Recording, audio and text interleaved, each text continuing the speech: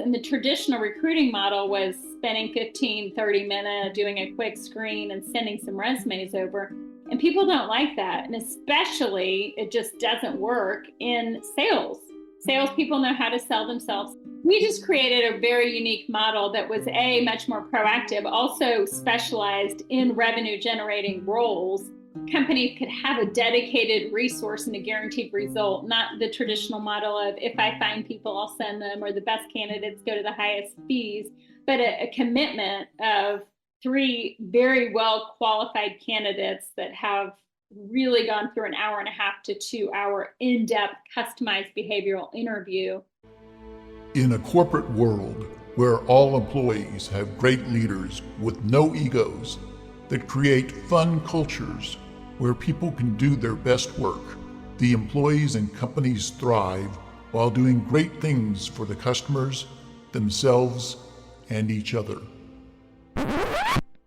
Well, we know that rarely happens. I'm Jeff Palacio. I have been a leader for over 40 years for every t-shirt size company, from small 16 employees to extra large over 1 million. Please join me while I interview outstanding leaders that will share stories of great leadership and not so great. It will help you become a better leader while poking fun about all the crazy shit that happens in corporate America. Hi, I'm Joe Deshawn, and welcome to the Corporate Couch with Jeff Palacio. Today's episode is brought to you by Exec HQ, a C-suite fractional firm providing elite executives for your business.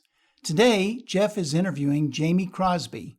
Jamie is the founder of ProActivate, an elite sales talent acquisition firm. Prior to that, she was the vice president of sales and training and development at CareerBuilder. She is a keynote speaker and the author of 3 books, and she is scheduled to give a TED Talk in October. You can learn more about Jamie at jamiecrosbie.com. Let's listen as Jeff talks to Jamie. Jamie, welcome to the Corporate Couch this morning. Thank you so much for having me, Jeff. Yeah, very excited to talk to you. I mean, you've done a lot of things, and 3-time author. You have an upcoming TED Talk, TEDx Talk. We'll talk about that. Let's talk about it. We were introduced by Tess Hawes, who I just met, and she said, "You got to meet Jamie." And then I remember we had a conversation about a month ago via Zoom, and we just had a fun time and went in a lot of different places. So I'm hoping this interview does too. Exactly. I love when that happens. It was fun. So, Jamie, you're a public figure. You're out there, you know, your own website. You're doing a lot of podcasts and public speaking.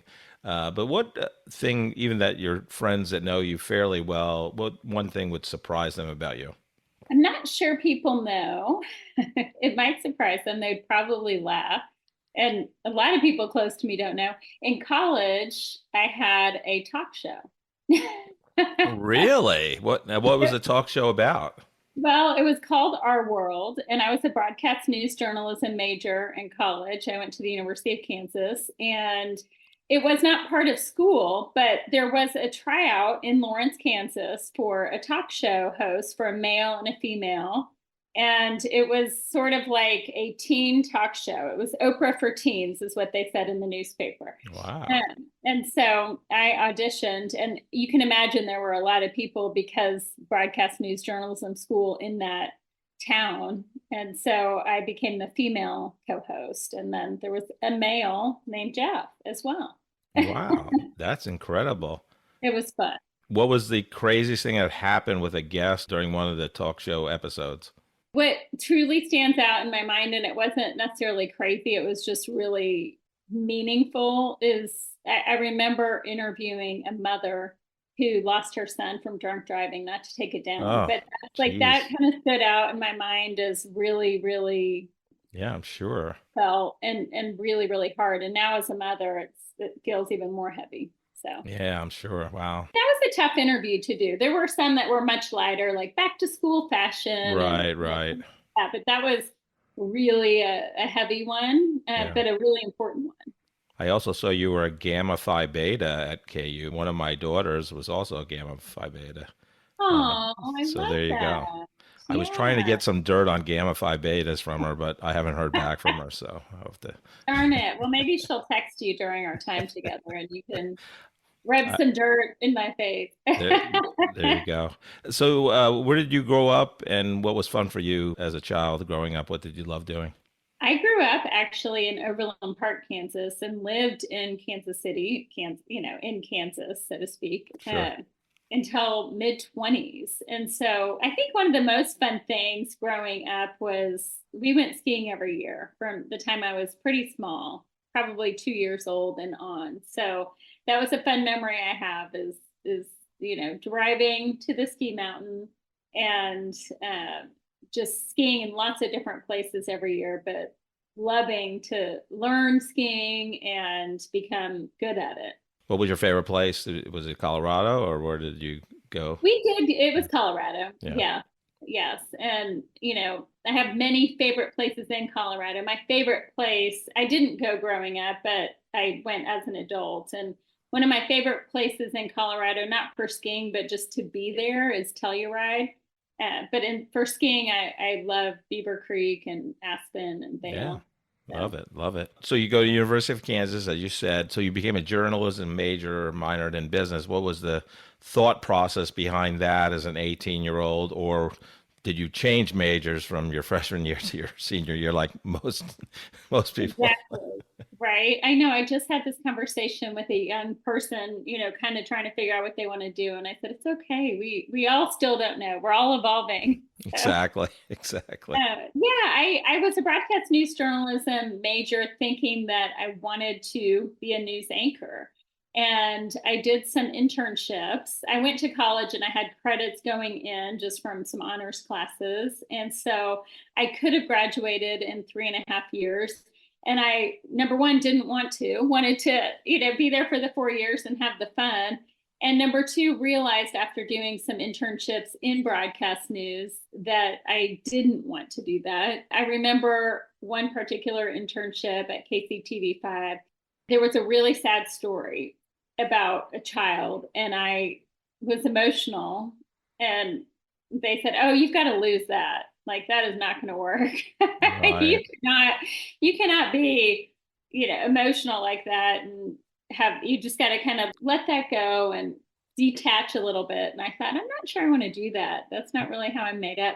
And I didn't really want to make the low poverty level right out of college. So There you I go.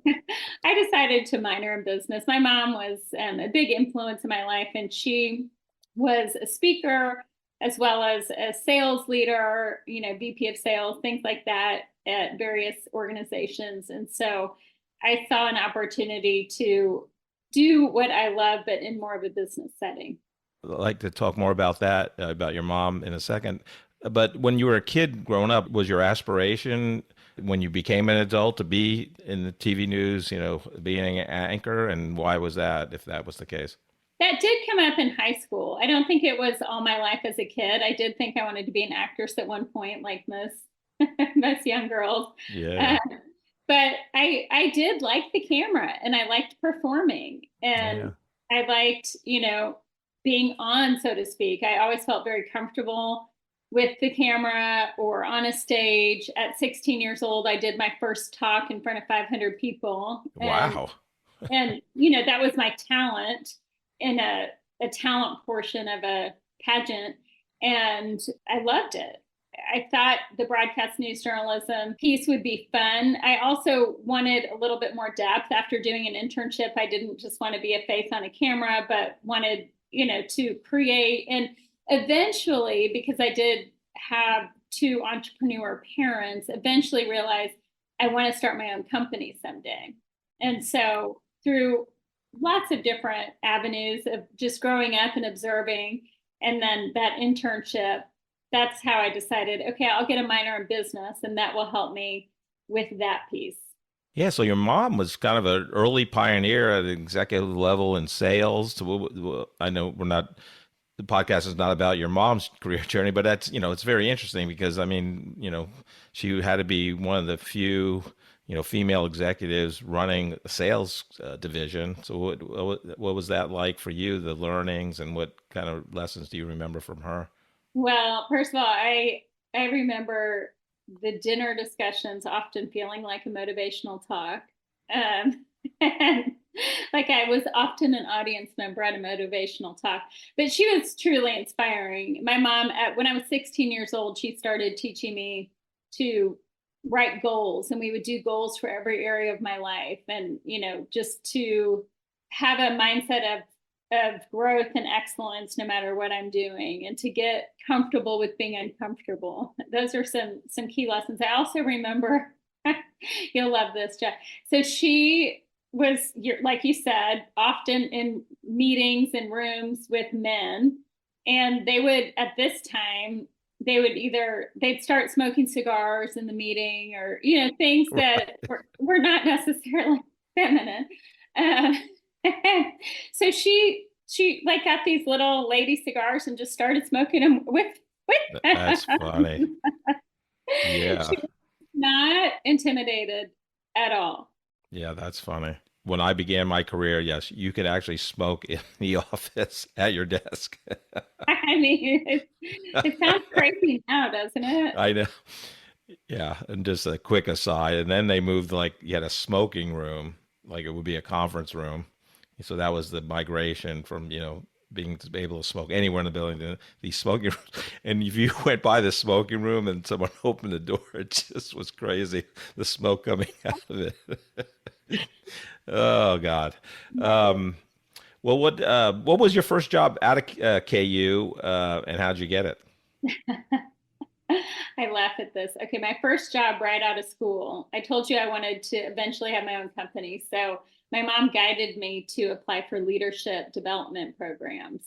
And so I applied for two that were very different in nature. One was at Sprint and one was at the Federal Reserve Bank. And Sprint would have been more in communications and things that I was very comfortable with.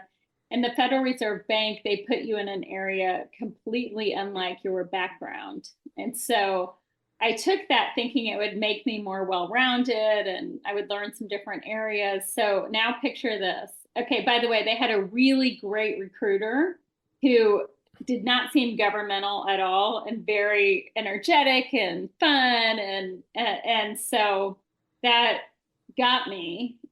But picture me in the accounting department at the Federal Reserve Bank. Oh boy. Leading, in quotes, I say, leading a group of accounting clerks who have been there maybe 20 years and right out of college. It was truly an experience. I felt like I stuck out like a sore thumb there. I was not necessarily fitting in with the vibe of the government agency. Right. I think people thought I was from New York. And also, it's embarrassing to say, and Harriet, my old boss, I hope you're not listening, but I would literally fall asleep at my desk. It was so boring. And I remember calling my mom, like, I cannot do this. And she was like, no, you have to stay at least a year. You have to. Oh my It's your God. first job. You have to. You cannot, look Yeah, like now it wouldn't matter, but yeah, back in the mid '90s, yeah, it might have mattered. So that's right. funny. Lessons in Leadership by Jamie Crosbie. Fall asleep at the desk, and while your team walks by. Hey, Jamie, can I ask you a question? I got 5 more minutes in this nap. I'm taking a nap. Now, if you know me well, I could fall asleep anywhere, anytime. I do love sleep, and it just happens sometimes at not appropriate moments, but that was one of them. That's funny. So I did not make it a year. I made it 9 months. Close enough. Looking at your LinkedIn profile, it looked like you kind of got into kind of the staffing recruiting space. Was that a conscious decision, or you just happened to land and it looked like you were at Staffing Edge probably after Federal Reserve Bank? So tell us about that beginning of your journey there. Actually, unlike most people, it was a conscious decision. And it was something my mom and I sat down and she said, okay, I know you want to start your own business one day. You need to work for entrepreneurial companies that allow for growth at a young age, where you can be exposed to lots of different industries and organizations, different sizes. So you get a feel for the big picture of the corporate world. And it was really true and great, because Staffing Edge recruited me there. They had several different business divisions, so I could understand IT or accounting or sales or just the different areas of an organization.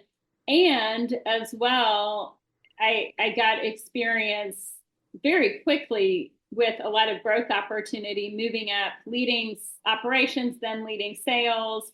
And it was a great opportunity to do exactly what I set out to do, which is to learn business and learn different areas of an organization and work for an entrepreneurial company where I truly had leadership development in action, so to speak.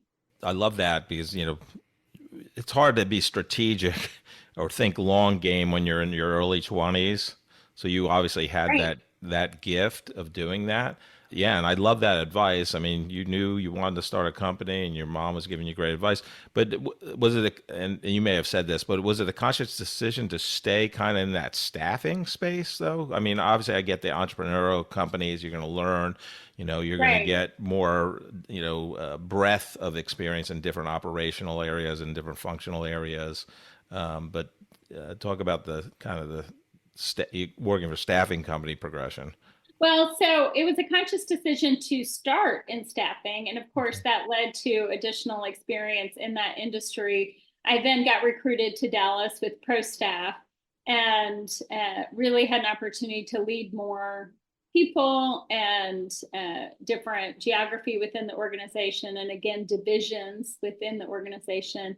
And from there, eventually, I went to Career Builder and was recruited there. That was different. I mean, so I would say, to answer your question, somewhat conscious. It just evolved and progressed in terms of additional experience within the industry. But Career Builder was a shift. It was really, I would say, the best experience I ever had in terms of really learning sales from a consultative perspective, really, an entire sales methodology and process, because traditional recruiting was not structured necessarily in that way. And so Career Builder, I started in Dallas as a regional sales leader and kind of got a turnaround office. I really had nowhere to go but up. So that's always a gift. When people Right. think they're handed a shit platter, so to speak, Right. it really can be a true gift because you can really make a name for yourself. So I remember the CEO showing up in my office one day without expectation of such, without Right. scheduling. And he You were said, not asleep, were you, at your desk I when was he? not asleep. Good, good. I was not asleep at the wheel. And thankfully, our office had gone to one of the lower producing offices to the top producing office. And he just wanted to come by and see what was going on and how we were doing it. And he asked me a lot of questions. And I'll never forget, one of the key questions he asked me was, if I were to go around and ask all of the people on your team, what's the number one thing that Jamie believes you need to develop in order to change the trajectory of your success to the next level and level up, so to speak? Would they know the answer? And I could confidently say yes, because we had weekly one-on-ones and we did development, and we had a specific topic that we were working on developing in that meeting until the next topic, came about, until they really mastered that. And it was really trying to rise up the team.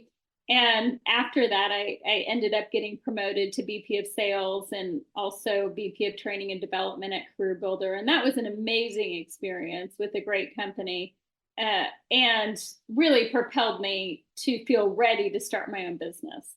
Yeah. So where did you get that mindset of kind of that, developing the people under you? Because I mean, you're in your late 20s at this point.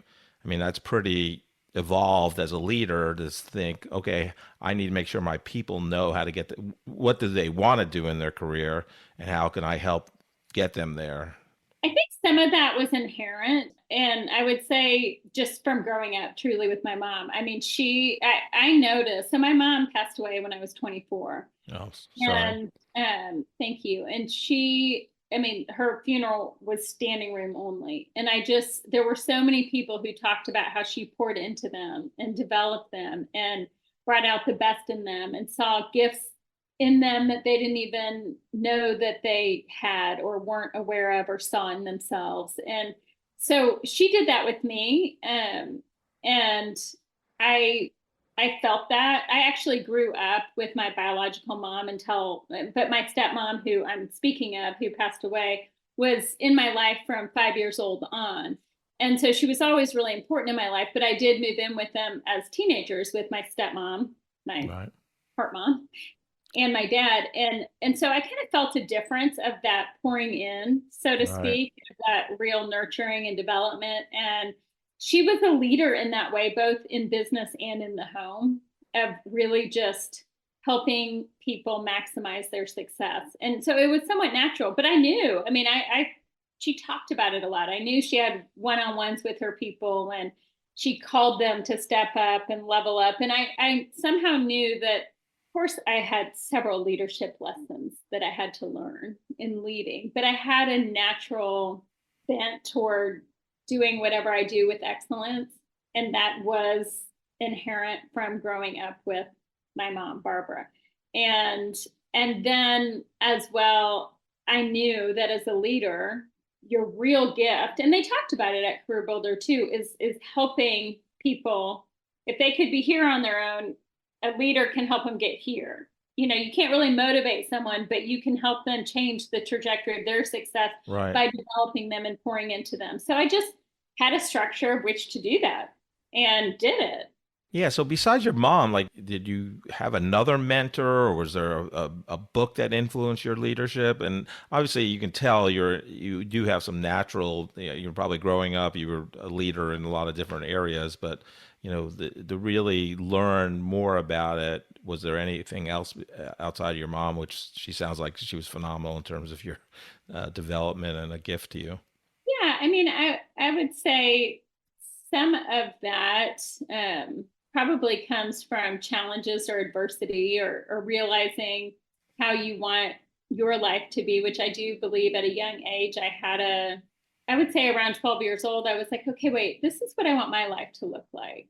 And so some of that, but also, again, back to my mom, and she she was a motivational speaker. So she listened to Tony Robbins and Brian Tracy. And Sure. I mean, that stuff was constantly going in our house. And when she got sick from cancer, she listened to that stuff even more, like visualizing it going away. And, really, I think I just got a lot of those lessons. Yeah.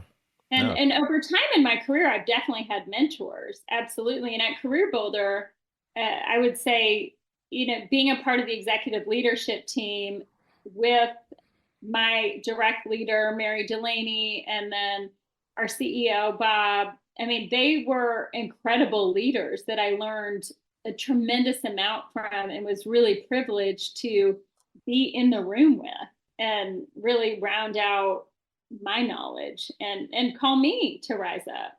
Career Builder, I believe, was founded in 1995. So when it's about 5 years old when you joined in 2000. So it looked like 2000 to 2005, 6, 7, and 8. And I know you left in December 2005, but it seemed like a lot of changes. Like it was constant state of flux, different groups were, ownership. Bob McGovern, who I think you were talking about, he was replaced as the CEO. So what was that like, working with all that change? Well, okay. So first of all, I love change and I love things, progressing. But actually, this is really interesting because I started with headhunter.net. And that's where Bob Montgomery, he was the CEO, the leader of headhunter.net. And at the time, and I wasn't there, but when it started, it was like wearing your jean shorts and bringing your dog to work, and Right. the .com. The .com. Oh yeah. Exactly. And so I was there with Headhunter. What was interesting is Career Builder bought Headhunter, and then the next day we let a lot of the Career Builder leadership go. And so Career Builder bought Headhunter for the leadership. Right. And Headhunter was gritty. We were the feet on the street salespeople, value-based selling. It wasn't the marketing department selling for us. Like, for example, Monster, the brand leader, we were the value leader, and we had an exceptional leadership team and structure. And so I think that's what Career Builder wanted. So there was definitely a lot of change. And I remember, I don't know why this stands out about Bob, but one thing I loved about Bob is, he really was always all about doing what's right. Don't worry about, dotting every I, crossing every T. Don't worry about what's legal necessarily. Worry about what's ethically right. Not saying he wanted to do anything illegal, Right. but as an example, because that's not the message at all. But as an example, this probably isn't something that happened, but it's just a great example. Imagine a pregnant salesperson who's not performing, was never performing, prior to pregnancy. And now it's time that their performance plan has run out. It's time to let them go. But now we know they're pregnant. He would never say, oh, call HR and figure out what to do. And, make sure that he's like, fire her. If she's not, she had a plan. She's not selling. Right. She's not hitting her number. He would always say, they don't get paid to try. They get paid to perform. Right. And so don't not fire her because she's pregnant. Of course, don't fire her because she's pregnant, but don't not. Right. Make the decision based on what's right, and we will fight for what's legal, and we'll always protect ourselves in that way, but by doing what's right. And so I loved that about him, because he really had a great integrity and was very ethical and was very much supportive of his people and learning and growing, and wanted to also make sure we gave people every single tool to be successful. But then it was their part, and it was them. Oh, yeah. And then the other thing I loved about Bob is it wasn't all about pretense or presentation. It was about action and results. So his emails, Jeff, were one big, long run-on sentence. He did not use punctuation. It was all lowercase, no punctuation, basically like, get it done. Right. I'm not going to spend time here making my email pretty. And from that, I've really had to, now when I write emails to people, I have to go back and say, hi, good morning, how are you? Because I'm just straight to the point. Like, Right. Yeah, I've begun many emails with, getting straight to the point. I'm like, maybe I should say good morning first. And how should sometimes I'll get one back that says, oh, good morning, Jamie. And I'm like, oh, shoot, that's, yeah, that part. I remember Bill Esri. I worked at Sprint for about 10 years. He was a longtime CEO there. And Bill had a policy like, don't worry about emails. Like it's not a memo. It's just, it's okay to, misspell things or be quick, like he kind of set the stage for that. Yes. Let's get our work done. Right. We're not worried about how everything looks. Let's just get it done and make it happen and do it well. Today's podcast is brought to you by Exec HQ, a C-suite fractional firm providing elite executives for your business. If you're having challenges taking your business to the next level, if you want to augment your leadership team, or prepare your company for increased growth, profitability, and an eventual successful exit, we have seasoned executives from every C-suite position ensuring a perfect fit for your needs and the dynamics of your industry. You will work with senior leaders who like to roll up their sleeves while checking their egos at the door. They can help your business in specific services such as strategic planning, executive leadership coaching, financial management, corporate governance, marketing, sales management, and many other advisory solutions vital to your business success. That's exechq.com. To learn more, go to exechq.com or email Jeff Palacio at jeff.palacio@exechq.com. At some point during your time at Career Builder said, it's time for me to realize my dream and start my own company. Is that, and what was the impetus behind that? Besides you knew you wanted to do that. I knew I wanted to do it, and I was traveling 80% of the time now as VP of Sales and VP of Training and Development, and I knew I wanted to start my own family at some point, and did not want to be a mom who was gone 80% of the time. And also, I was taking an entrepreneurial leadership class, like a MBA class on leadership, entrepreneurial leadership. And part of that was to write a business plan for a company idea. So I wrote a business plan for a company that I was going to name Sales Bench, BENCH, Sales Bench. The reason the company is not called Sales Bench is because it sounded like something else. Right. And I was calling my lawyer saying, okay, let's get this name. He's like, oh no. What I hear you saying is not what you're saying. That's funny. But it was, I created this model in this business plan, and I won in the business plan contest. And I remember truly the day I was walking along in the airport thinking, I don't even know what city I am in right now. I left on Sunday. I came back on Thursday. I don't know where I am, and I want to be at home when I do have a family. And so I better get this going prior to that, because I know the first several years are really hard work. And so that's why I just was like, it's time. You had a kind of a revolutionary approach to kind of hiring salespeople, and obviously you were in entrepreneurial companies, but as well as, what was your big surprise? Like, now I'm in charge. It's my company. Oh, I didn't know this could happen. What was this for you? I don't know that I had a moment of, I didn't know this could happen. I think it was more of, okay, now, so I had 100 plus people at Career Builder selling.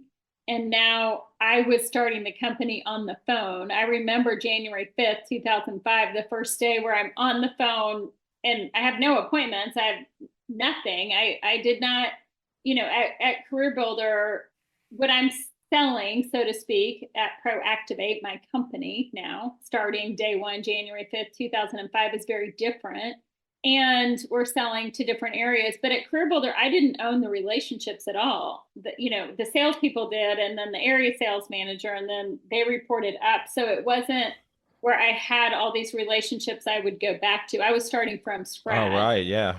And I remember on the phone, just thinking, I'm going to set 25 appointments this week, because I taught people how to set appointments at Career Builder and then run the meeting.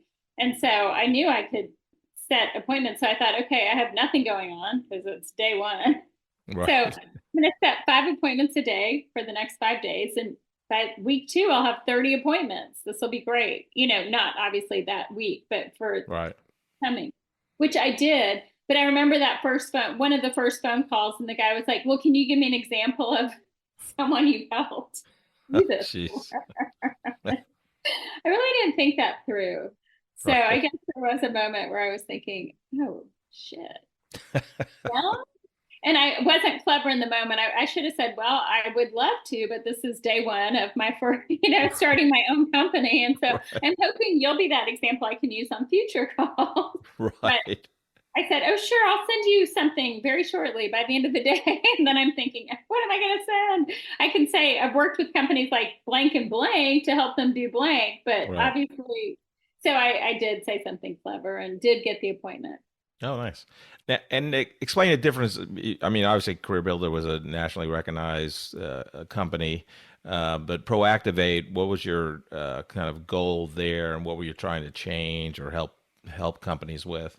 Well, at Career Builder, we were essentially selling for them to post job postings and then resume database access. So very different, because people who are typically online responding to job postings or resume database, they're a lot of times looking for work, right? And I would say my background in staffing and then my experience at Career Builder was incredibly important for me to start ProActivate, because I saw a gap in the marketplace for leaders of sales organizations.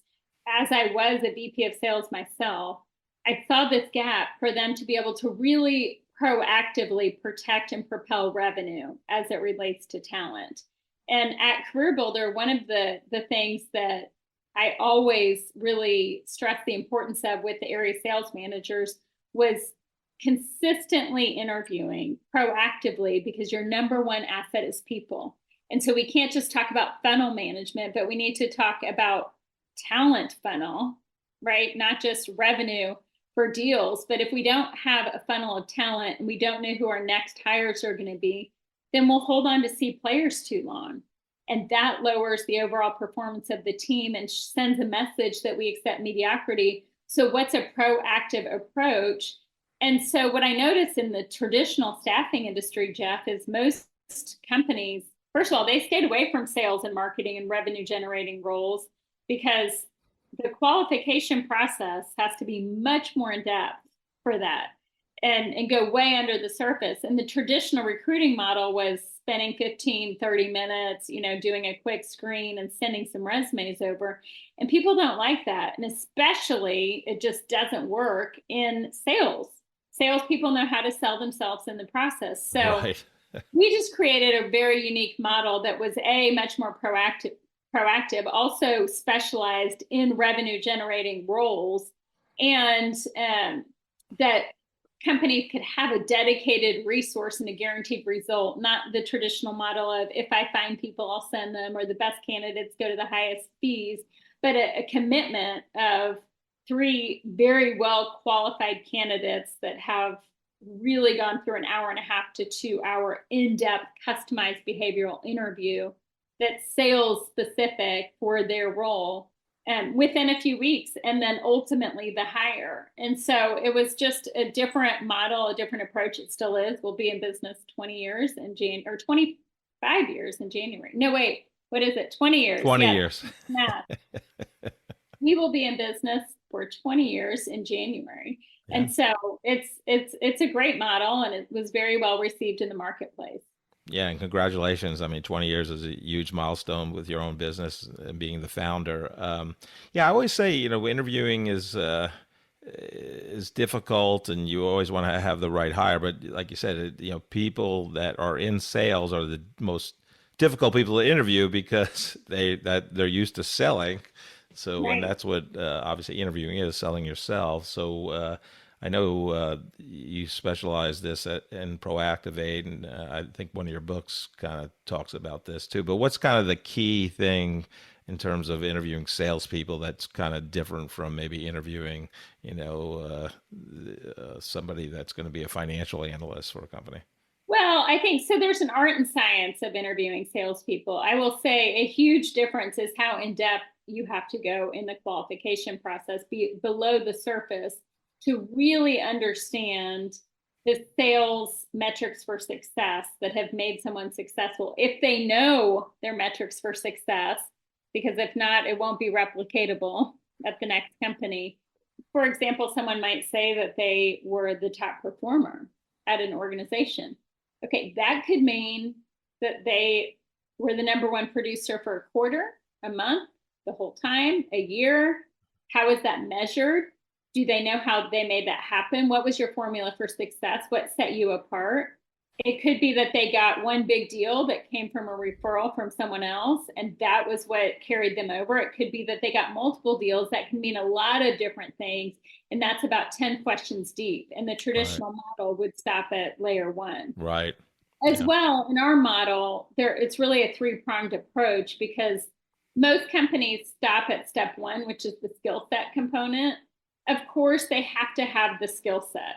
But in sales, it's much more in depth than just the skill set. And really in any role, but especially sales, 80% of our success is based on mindset. And most companies don't know how to qualify for mindset. So our interview process at ProActivate is customized for each profile we're working on, but the components are the same. There's a skill set component, a mindset component, and then there are simulation evaluations, because you have to see them in action in the role.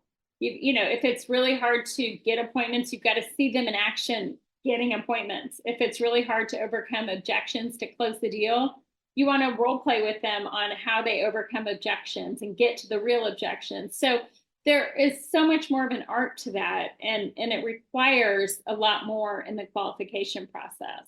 Right. So you would actually go through a simulation We process with them? do, yes, yes. Yeah. Our Wow. talent managers have those three components in every qualification Wow. process that are customized for that specific role. Wow, that's great. I always loved if you look on a salesperson's resume, it's, increase sales by, 200%. Well, I don't know if it was But a, where do we start? yes, know thy denominator, as Socrates said. I don't think it was Socrates, but anyhow, know thy denominator, because, if you went from 1 to 2, okay, you increased 100%, but it's Right. So what right. does that really mean? And Right. that's why it's like really digging under the surface. You start ProActivate, and I love the three kind of pillars of behavioral and mindset, and and the simulation part of it. But I love it. It seems like you got into the mindset of success and started speaking on it, and authoring books about it about 9.5 years ago. Talk about that and high performance mindset and what you do there in terms of helping companies and leaders. Absolutely. Yes. I'm very passionate about this area. One of my mentors, Gerhard Schwatner, I did a certification for the high performance mindset system, like you said, several years ago. I went through that certification and just saw so much value in it because so many companies invest in development of their people on a skill set level. But again, mindset can really change the trajectory of success of an organization and of a team. And so I've been able to bring that to organizations, leadership teams, sales organizations, sales recognition events or kickoff meetings, or just conferences for organizations in general. And really the passion is the performance mindset shift. My keynotes and workshops are about solving that problem of performance with shifting the mindset. And that shift in mindset can change results by at least 38%. And so it's amazing because not only now are companies, when they engage in this type of development, really pouring into their people in a different way, it's both professional and personal, and it's elevating the overall way that people think to where they think differently. They think differently about failure. They see it more as a stepping stone to success. They embrace more of the growth mindset versus the fixed mindset. They look at the bigger why behind things and are able to really perform at a higher level. So that's an area that I feel very passionate about. And within that as well, overcoming limiting beliefs. And that is a lot of what holds us back from fully living and maximizing our success are these essentially lies that we tell ourselves. So I like to speak about that as well. And because of my sales background and leadership, creating a high performance culture with elite talent and exponential sales leadership are also topics that I feel very passionate about. Yeah, I love the mindset piece of that in terms of, I I I recommend Dr. Carolyn Dweck's mindset book, the famous Stanford professor. I just think it's a great book for anyone. I recommend it to parents of young children too, because you want to teach your kids to have a growth mindset.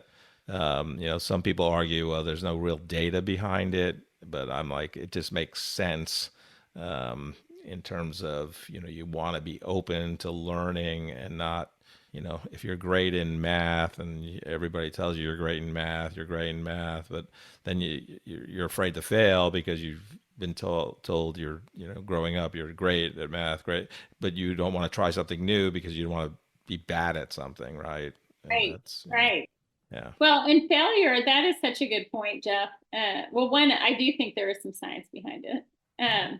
The National Science Foundation found that we have 60,000 thoughts a day, and naturally 80% of them flip to the negative. And so there's a real lesson behind learning how to flip the script on those thoughts. But on your point about failure, I remember at the dinner table with my kids, which they probably felt like I did, like sometimes it was a motivational talk, but one day they came home from school and they're young and they're in like grade school, possibly on their way to middle school. And I just asked them at the dinner table, what'd you fail at today? And my kids, Campbell and Caden, looked at me like I had, Right. I had spoken to the principal and I knew something they didn't know and they were in trouble. They were like, nothing, Mom, why? Why are you asking us this? And I'm like, oh, Campbell, Caden, what did you fail at today? And they said, nothing. We didn't do anything wrong.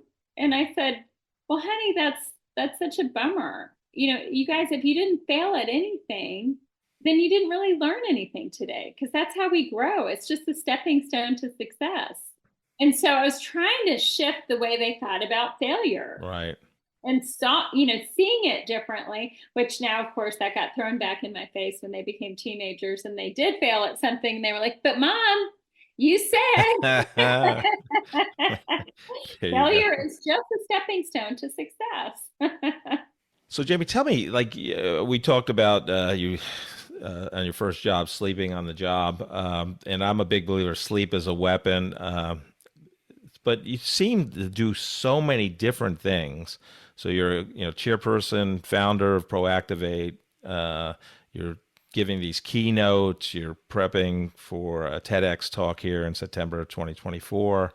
You're a mentor at Hemp. You've been involved with American Cancer Society. So I know you like to sleep. And again, I'm a big believer. Sleep is a weapon, from the first Jason Bourne novel. But how do you fit everything in that you do? Well, I have truly amazing leaders at ProActivate now. So they've been with me for over a decade. But when I say now, I'm really referring to the fact that about a year ago, I promoted a CEO and president. And so I'm still very involved in the strategic direction of the company and the higher level leadership in terms of setting that and, our growth strategies. But Rachel, our president, and Colleen, our CEO, who again have been with the company for over a decade, are leading the day-to-day operation.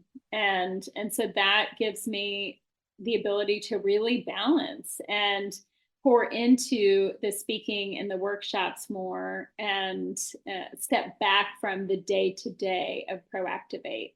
And so that's been a real blessing. So we're recording here July 29, 2024. So in the fall, you'll have your first TEDx talk. Tell us a little bit about the talk and your preparation process. Sure. I'm very excited about this. So it is expected to be in October of 2024 in Wales. We're still finalizing the date. I will be speaking on a topic called Liar, Liar, Life on Fire, essentially breaking through the lies we tell ourselves to the truth and how we overcome our limiting beliefs. And I will share many personal stories from my own life and some with permission from my children of their life and talk about how to break through the lies we tell ourselves. And this is really, really important to me. I feel like all of us are held back in some way, but by a lie or lies we have come to adopt about ourselves at some point in our lives without us even knowing that we have adopted them and have held ourselves back based on these limiting beliefs, so to speak. So I am thrilled to be able to talk about how we can overcome that and break through those lies to the truth and maximize our success at a higher level. Yeah, and what is the TEDx time limit these days? I know it used to be about 18 minutes, but I think they've decreased it. Well, it is 18 is the cutoff, but for example, for me, I'm shooting for 15. And so I have timed my talk and the preparation, so to speak, as you mentioned. So my talk is in Wales. Every talk's a little bit different in terms of it depends on the curator and how they organize it. But our curator has assigned us a coach, a professional TEDx coach, and we work with a coach. She's amazing. Her name's Roxy. She's in Greece, and I have regular calls with her. We're now at the practice phase of stand up and practice.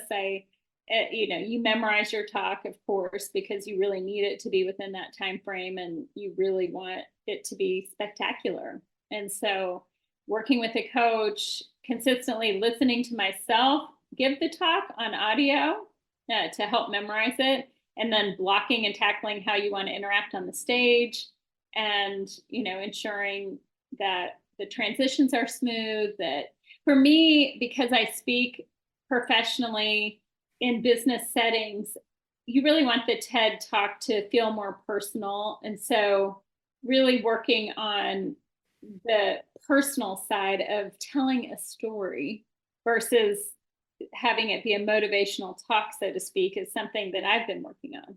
Yeah, no, I think, it'd be amazing. I'm sure. I can't wait to watch it when it comes out on YouTube or wherever it's posted. So, Jamie, there's two groups I love helping, and we kind of touched on one of them, but it's that recent college graduate that is now beginning their professional journey, trying to get their first job out of college.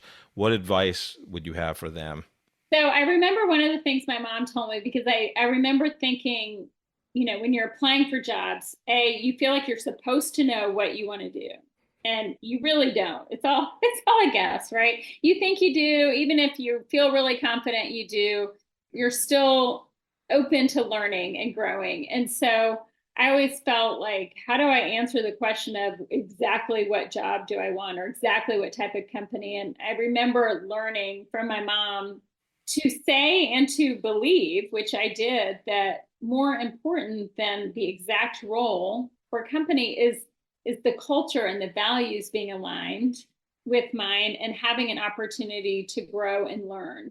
And so being a part of a culture that allows for that is the most important thing over any role. I think too, sometimes you have to get experience to get further experience. So I remember telling a recent college grad, she's like, it's so hard to get the first job. I said, I know, because to get a job, you normally need a job. Just like when you start a business, you feel like you need money, but no one wants to give you any until you don't need it. That's when the banks want to give you the line of credit, or when the speakers bureaus sometimes want you as a speaker when you don't necessarily need it anymore. So it's just getting that experience, and each experience will lead to an opportunity to gain more experience. And it's okay not to know exactly what you want to do, but whatever you do it with excellence, and more opportunities will present themselves. Yeah, no, I love that advice. Thank you for that. The second group is, you don't have to have people on, be responsible for a group of people to be a leader. But once you do want that journey and be responsible for a team of people and begin your leadership journey to lead a team, what advice would you have for them? So first of all, I would definitely find a mentor. I would absolutely be looking at areas that I felt like I needed to personally develop, and find books, speakers, podcasts, or things that could fill in some of those gaps. But I will share one of my greatest leadership lessons as a young leader was assuming that everyone was just like me, or as motivated as me, or would just do exactly what I laid out, and then being shocked when that didn't happen. And so I saw things very black and white, and I had to learn to see the gray. So really learning that we've got to inspect what we expect, that it doesn't just happen. And you may be in that role because for you, it was very easy. And for you, you would just do what was laid out for you, but not everyone is wired the same. Totally agree, having gone through that journey myself. So, Jamie, thanks so much for being on the Corporate Couch today. I love your energy. I love what you're doing. Can't wait to hear your TED Talk this fall. Thank you so much, Jeff. It's truly an honor and pleasure to be here with you today.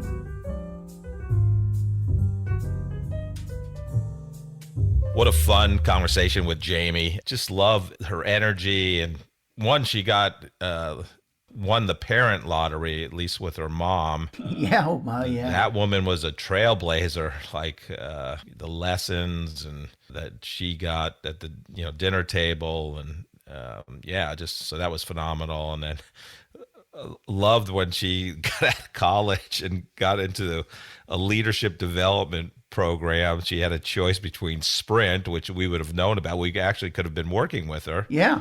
Or the Federal Reserve Bank.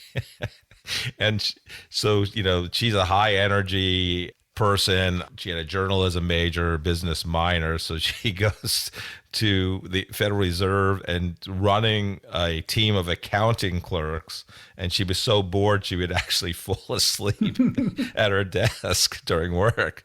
I mean, that's, full transparency. I love that. Mm-hmm. Yeah, and just starting her company and ProActivate. And then she was going to call it Sales Bench. Sales Bench. But obviously it sounded a little too much like Sales Bitch. So I think they went to ProActivate. I've seen that on some other company names and slogan names and things like that. That it's like, what are you thinking? And luckily I'm Jamie Crosbie with Sales Bench. Did you say bitch? What? No. Anyhow, and her process, and we talk about, and you and I have chatted about it many times. Like it's, interviewing is art and a science, but you want to hire the right people.